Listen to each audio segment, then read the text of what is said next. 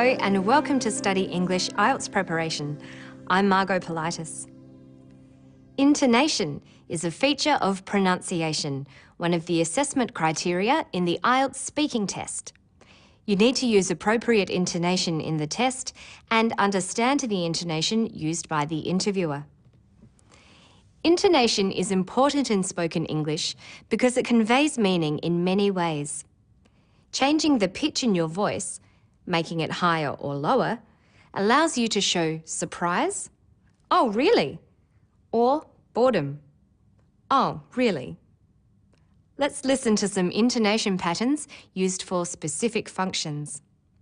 First, there's the high or rising tone used for asking a yes-no question.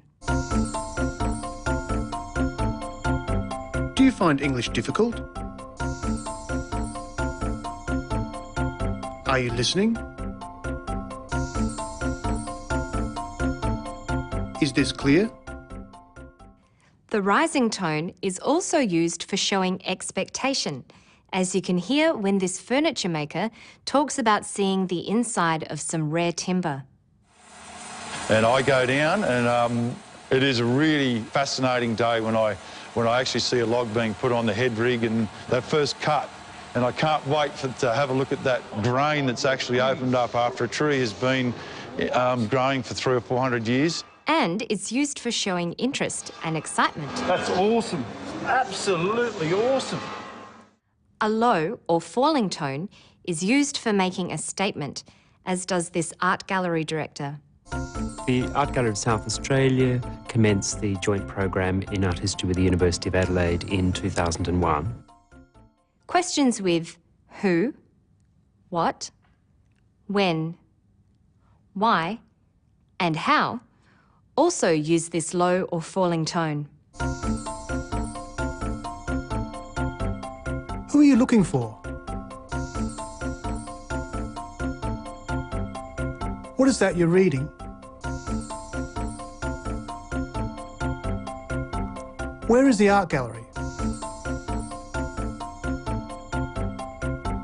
Why are you learning English? How are you? Listen to the rising and falling tones used by the woman in the next clip to explain the properties of granular materials. Take vacuum packed coffee, for example. This is very much solid-like behavior because it's stiff as a brick, and at the same time, it's strong enough to hold your weight. And yet, if we open the pack, I can pour it just like I would pour water. When listing things, a rise-falling tone is used. Granular materials constitute a wide range of everyday common materials, such as powders, through to natural grains such as nuts, rice, wheat grains, and mineral resources. A level tone or a low rising tone can also be used for listing. We have 3 studio cabins, 2 two-bedroom cabins, 2 teepees, and a campground. Finally, a fall rising tone expresses uncertainty. Well, I'm not sure what all this means. Now we'll look at some sample IELTS interviews. Listen carefully for the intonation patterns. Where else have you travelled? I've traveled to other Asia countries such as Malaysia, Thailand, and Singapore. And of course, I've traveled around in my own country. Where would you most like to go? I would like very much to go to Europe, for example, UK, Spain, or Netherlands. But I also want to go to Dubai and India. The 2 questions the interviewer asks are were-type questions, starting with where. Did you notice that the pitch of his voice fell at the end of both questions? Like this. Where else have you travelled? Where would you most like to go? In the answer, notice how the countries are listed using a level tone that then falls for the last item in the list, in my own country. I've traveled to other Asia countries such as Malaysia, Thailand, and Singapore. And of course, I've traveled around in my own country. In response to the second question, her voice rises to show expectation. She then lists the countries with her voice pitch rising until she ends with a level voice for Dubai.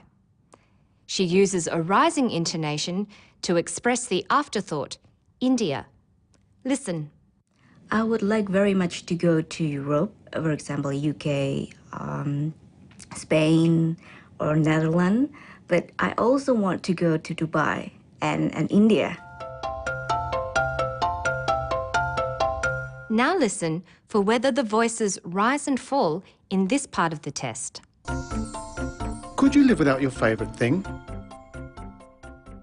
No, I cannot live without my mobile phone. I have to bring it everywhere because I will feel lost if I don't have it near me. Do people have too many possessions? Yes, I think they do.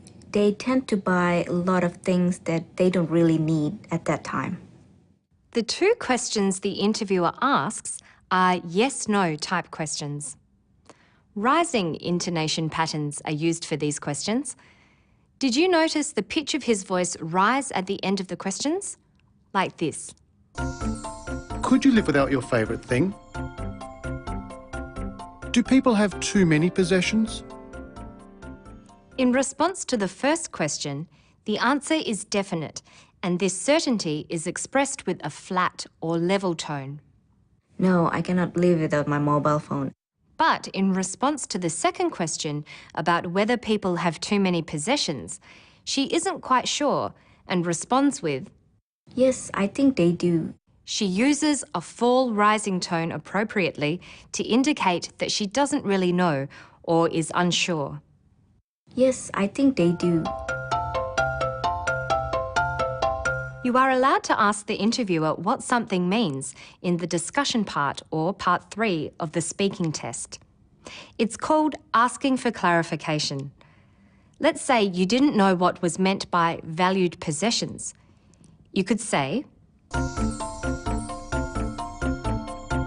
What do you mean by valued possessions?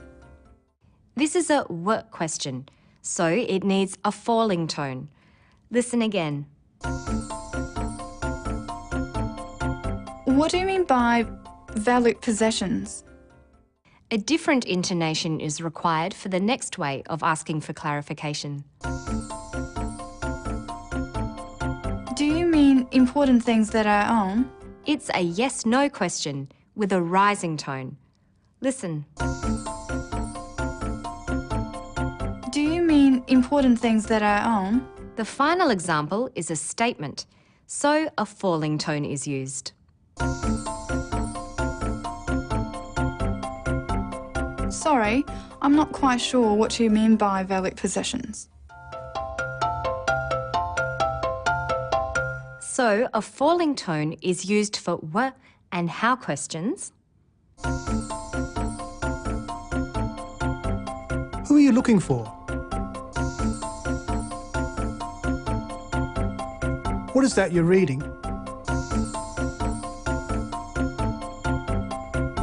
Where is the art gallery?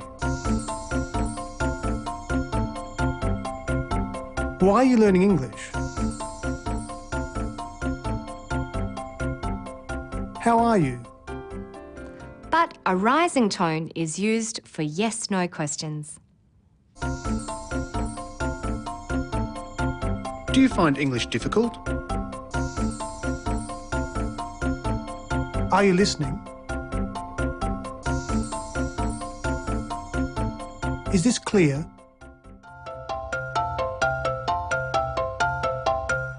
That's all for now. To find more information about the intonation patterns in English, visit our Study English website. Good luck with your studies. Bye for now.